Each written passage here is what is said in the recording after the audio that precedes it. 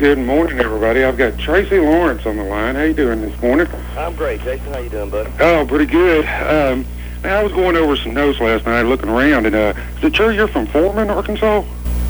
Originally from Atlanta, Texas, and grew up in Foreman, Arkansas, right there in that Texarkana area. Okay. I'm not far. Well, I grew up not far from you. I'm from Camden. When I was a kid, I lived in Hope and around that area a lot. So yeah, my first band, the guitar player was from Hope, and I went to college at Southern Arkansas University in Magnolia. So, you know, my old stomping grounds down there. Oh, okay. All right. Yeah, see, as a teenager growing up, I used to hear a lot about you. We used to hear that you, I know you got a celebrity, is it a charity tournament that you do every year in Texarkana? And we do it at Hank Haney's course called Texarkana Golf Ranch there on the Texas side of Texarkana. Okay.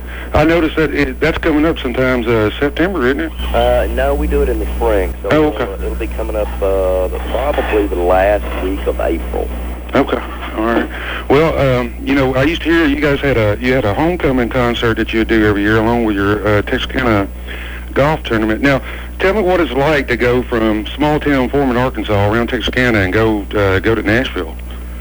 You know, I remember when I came to Nashville, it was a terrifying thing for me. I'd never been here before, and you know, I dreamed about it since I was a little kid, but I didn't know how the music industry works or you know anything about it. I just knew I had a big dream and I had some talent, and I wanted to see what I could do with it. So I remember driving. I think I cried all the way to Little Rock when I got on I-30 heading to the east, and you know, I got into Nashville and found a job and started working, and things happened pretty quick for me. But it's a pretty terrifying thing, you know, just the fear of the unknown. You know, there's a lot of safety and security being around family and all the people that you grew up with. Stepping out into that big unknown is a terrifying thing. Yeah, I understand. You know, it's hard for musicians to get a start. Yeah, I understand that you got there, and as soon as you started, it looks like 14.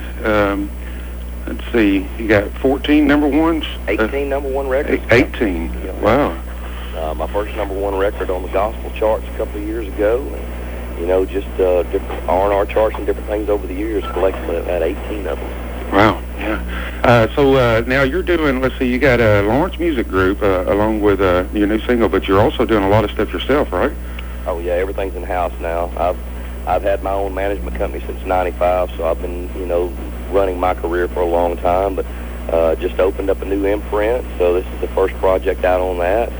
Got a couple of staff writers signed to my publishing company, and we're actually moving offices right now, moving into a new building that's got a recording studio in it, so we're getting everything wrestled down, so we're totally self-contained inside our own world, so it's a real exciting time for me. Okay. Well, you know, I know it's hard as a musician, you know, and as having your own stuff, the music group and everything, does that make it, is it harder? Is it more work for you? Is it or does it actually make it a little bit easier as far as you know, promoting and everything? You know, it probably is a little bit harder, but I love the business side of the industry. I always have, and I like being very hands-on.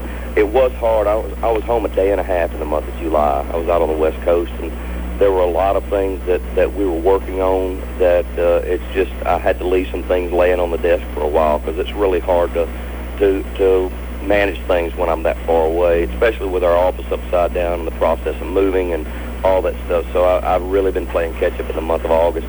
We've got a song coming out on Fox Sports for a college football theme that's getting ready to air next weekend. So we've been working on all that from the road.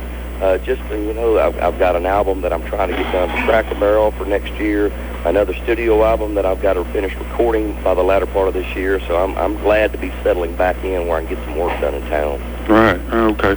So that you said that's actually coming out this weekend? It's going to air this weekend on Fox? Yeah, it's called Saturday in the South, and they're going to be using it for all the college football games. It's going to be the music bed for Fox Sports South.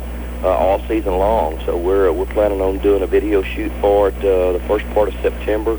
But all the commercial promos and everything, they should start running all that stuff this weekend. Okay, cool. We'll be looking forward to that. Yeah, now, in 2007, it looks like you won Musical Event of the Year in CMA. How was that? I imagine that was exciting for you. You know, that's one of the most gratifying things I've done in 20 years because that was that song, Find Out Who Your Friends Are, was the first number one I'd had in several years. And that was my first CMA award. I also won the ACM for the same award for Vocal Event of the Year that year. So, you know, it was really an amazing thing for me to be able to do that on my own label. That was pretty exciting, especially coming out of the box with a brand new label and being able to do some things that everybody in Nashville thought was impossible. That was pretty gratifying. Right. Well, I see. Yeah, I was looking at your tour schedule. It looks like you're a busy man. I see a lot of stuff coming up in Texas here soon. I see a San Antonio date, Denton, Texas, Woodlands shortly after. Looks like you got a lot. Louisiana, Texas. Looks like you got a lot going on there in the next couple of months. Yeah, I do. September's real busy. I'm gonna take a little bit of time off in October, but I usually do about 100 dates a year, man. I work a lot. I mean, I always have. It's my bread and butter. But it's going to finish up being another great year. I'm selling a lot of records on the road, and the new singles reacting. You know, we've had a couple of big weeks where we've had some great moves in the chart. And, you know, I'm enjoying myself, having a good time. Right. Well, now, as far, I know you got TracyLawrence.com. Now, as far as if they want to, I was seeing your new album was up. Now, if they want to sample the new album, listen to the new music, can they? Is there any other sites they can go to? Yeah, for the new music, we're available on all the digital download sites, Amazon.com, obviously iTunes, any of those places that you typically go to buy your music for those people that purchase it online. Really, we're not going the retail distribution route. Things are definitely changing, and we're moving with the new trend. But you can order the physical album from TracyLawrence.com, or you can go to Tracy Lawrence Facebook and order it through there. It will route you back to the website. The website is about to be brand new in just a few weeks. We're actually having a brand new site built. It's going to be faster and easier to navigate with a lot of new bells and whistles. So hopefully we're going to have that brand new site up and running by the middle of September. So y'all stay watching for that. Okay, yeah, I'll be checking back. Now, the Woodlands is real close to us, and I see your date's the 28th coming up for that. And I was looking on your website. It looks like it's easy. Now, do you do a lot of meet and greets? I do a meet and greet at every show, typically before the show. So I usually see 50 to 60 people a night. Oh, okay. All right. So if a fan wanted to come on and see you, it's easy to get a meet and greet passes along with tickets to the show, then, I guess. Well, they don't come with tickets to the show. I mean, that's pretty much contest winners, fan clubs. I mean, it's a special thing. I mean, okay. I've been in business 20 years. I don't go out there and sign autographs for hours a night. I understand. So we do a lot of contests with folks around and stuff, but it's a privilege to come back. Right. Well, okay. Now I want to talk a little bit about the singer. What's going on with that? Now, what was your release date of that? I know it was here recent that you guys... We released a single in July. The album didn't come out. No. We went for ads on the singer the 21st of July was, I believe, the official ad date, something like that, the latter part of July.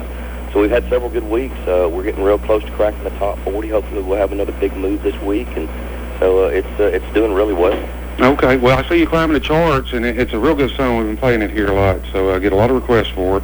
I know you got a busy morning this morning. I don't want to keep you tied up too long, but we appreciate you calling, and we'll keep a watch on the website and be listening for your music. Please do. Thank you, Jason. Right. I appreciate you guys, and look forward to seeing you soon, buddy. All right, you have a good one. All right, man. Bye-bye. Well, that was it. That was Tracy Lawrence. He was talking about his new single, "The Singer." Of course, he's got a date coming up in the Woodlands on the 28th.